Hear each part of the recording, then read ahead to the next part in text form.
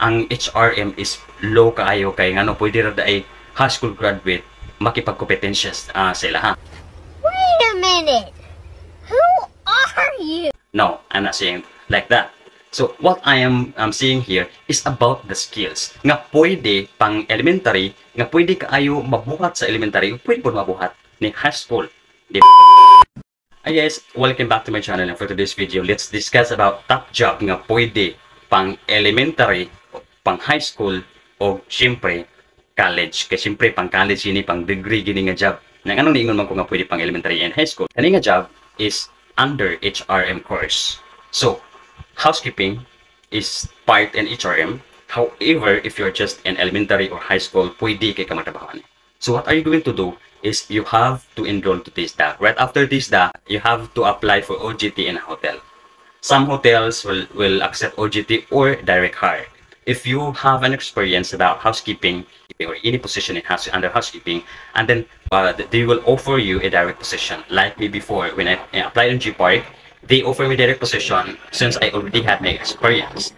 Kung saan yung housekeeping? Instead of housekeeping, first, ang pinaka-taas ang hierarchy sa housekeeping department, naa sila yung room attendant, bali butler.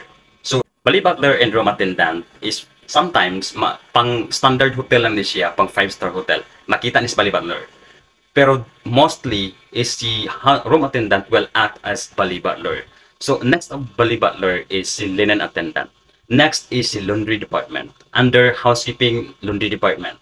And then next is the public attendant. So basically, there are 4 jobs under housekeeping nga pwede nimo trabahuan.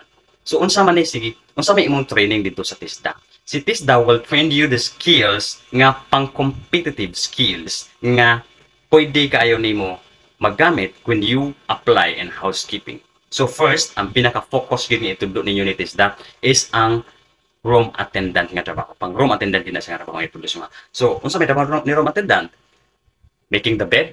So ang making the bed na siya standard, paspas na siya time frame kung dos ani mo dapat mahuman. Usually you just finish making the bed in just 3 minutes. That is the maximum 3 minutes, not really maximum. I think this is the minimum minutes nga you have to make the bed fast. So making the bed, at the same time cleaning the bathroom, and including the whole rooms, you have to clean. You have to make sure that the entire room is clean before you go out. So mao na ang training ni TISDA. At the same time, not just making the bed or all about cleaning the rooms, also on how to accommodate the guests, on how to properly accommodate guests, especially problems, mga scenarios. A lot of trainings nga i-offer or nga itudlo ni TISDA para mahimo kang competitive. Pwede ka mo makipagkompetensya sa mga college graduates. So I'm not saying nga ang HRM is low kaayo kay ngano pwede ra ay high school graduate makipagkompetensya sa ilaha. No, I'm not saying like that. So what I am saying here is about the skills nga pwede pang elementary, nga pwede kaayo mabuhat sa elementary, pwede po mabuhat ni high school, di ba? So ang TISDA magod, it's all about skills. Wala dili kay sila all about theory. Although there's some theories nga ilahang i-share just to give insights and to give idea to the students. Kaya wala ko ka maka-school o college, di ba? So unsa may imuhang pila may sweldo? Derenta simpre magpaambot kita sa sweldo. So ang sweldo, if you are a room attendant nga elementary or high school graduate ka, the same ang iyong sweldo sa college graduate. Makaingon ta. Uy, di lang ta school college ani kung mauna, di ba? Dili, I'm not also recommending you not to enroll to college. Much better pag ginang kung na kay degree. But what I'm trying to say is that if you are not able to proceed in college, then do it. Try to enroll in TISDA. Okay, pwede juga makipagkompetensya sa college graduate. So again, how much is the salary for a housekeeping worker or employees? Again, same og salary ang college graduate o elementary graduate at the same time ang high school graduate. Minimum usually is minimum wage kung pila ang minimum in the municipality or city or in your province, and then that would be also ang imuhang ma-earn pagka housekeeping. So aside of that, not just only a minimum wage nga imong pwede ma-receive. Naapo kay pwede ka mag-overtime, pwede ka mag-render o render overtime, naapo na differential kung panggabi ka, kung graveyard ka. At the same time, if room attendant ang imong position, ma-assign ka sa pagka-room attendant sa hotel, naa kay lost and found, naa kay tip. Siyempre, ang tip is depends kung unsa imong kamaayo, unsa ka kamaayo mo accommodate sa imong guest. Some guests will give you dollars. Usual sa tips is dollars. So some guests will give you $1.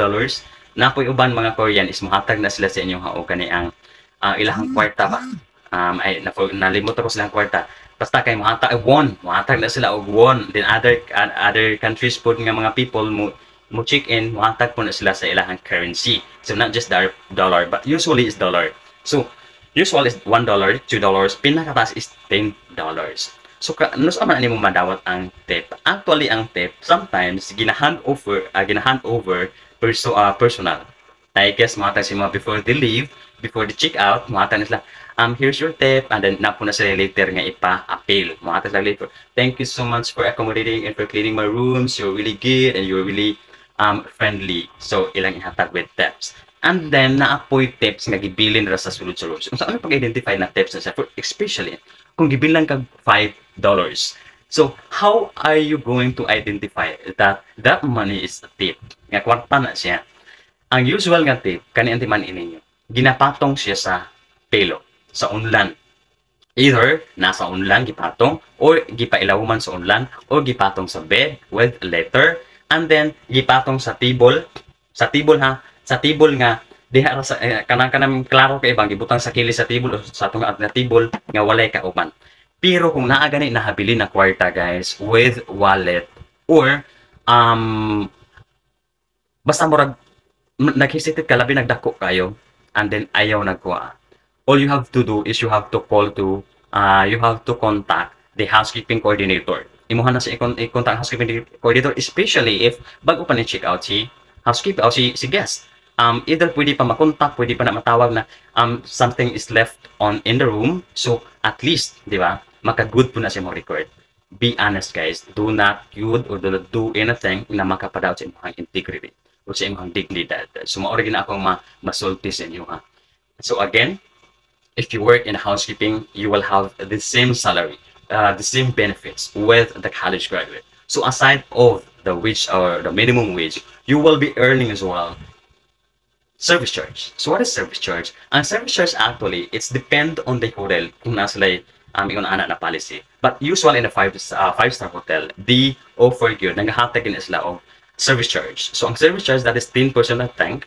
Sa, I think, whole profit ba nasa sa hotel, 10% of the profit of the hotel, divided all the employees or regular employees. Usual na mga dawat sa service charge is mga regular employees. Katong mga probi pa, dili pa na sila makadawat og service charge. So, kana guys, kana akong masulti kung gusto mong magtrabaho, kung gusto mong dako-dako na income na pwede pang elementary o high school, and then try enroll in housekeeping and work in hotel. Not just in local ha, pwede po mo mag-work abroad.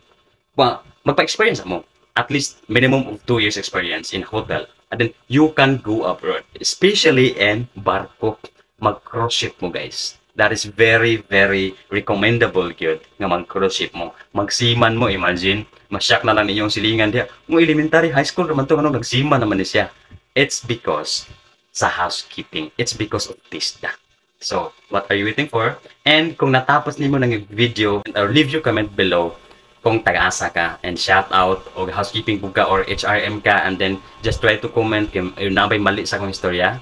Please everyone, and keep safe. Don't forget to follow and share.